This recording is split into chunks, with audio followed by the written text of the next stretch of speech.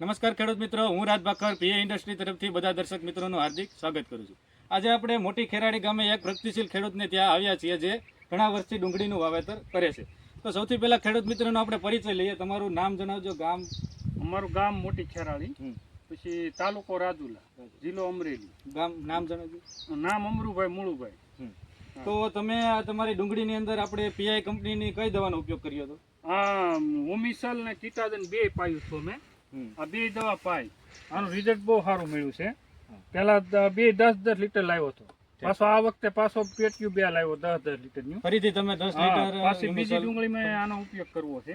તો તમે હજી આ ક્યુટાઝિન અને હ્યુમિસોલનો ઉપયોગ કર્યો એ પછી તમારી ડુંગળીમાં કેવો ફરક લાગે? એ ડુંગળી બહુ સારું રિઝલ્ટ છે. કુણે ફારી કોઈ પછી આ મૂળિયાની વૃદ્ધિ સારી થાય છે, છોડની વૃદ્ધિ સારી થાય છે. આ પાયા પછીનો બહુ સારી રિઝલ્ટ આવ્યું છે. હવે પાછી બીજી ડુંગળી છે એની હાટું પેટી હું પાછો લઉં. પેટી લાવ્યા છો તમે?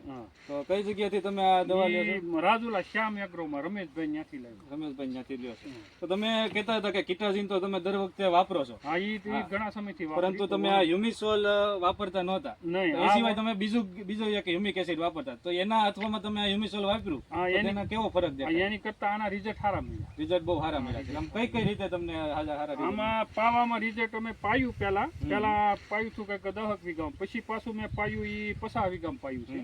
એમાં બધામાં બહુ સારા રિઝલ્ટ. બહુ સારા રિઝલ્ટ. એ જોઈને તમે ફરીથી એક પેટી લઈ આવ્યા. પાછો પેટી લઈ આવ્યા. એટલે ડુંગળીની અંદર તમારે કઈ રીતે આમ મતલબ મૂળિયાના વિકાસમાં? મૂળિયાનો વિકાસ સારો થાય, પછી છોડની વૃદ્ધિ સારી થાય છે અને કુણપ ને કોળ સારી રહે છે. આ મૂળિયા બહુ સારા થાય છે આનાથી, ઉમીસલથી. બીજી દવાથી આ મૂળિયાનો વિકાસ નથી થતો.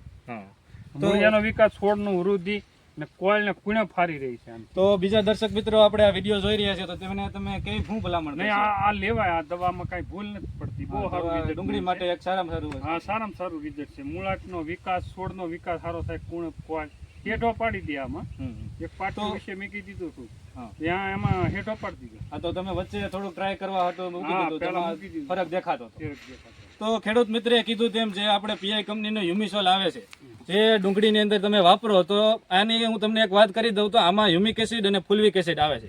બીજી ઘણી કંપનીના હ્યુમિક એસિડ આવતા હોય છે, પરંતુ તેના બદલામાં આમાં એવી વસ્તુ શું ખાસ છે?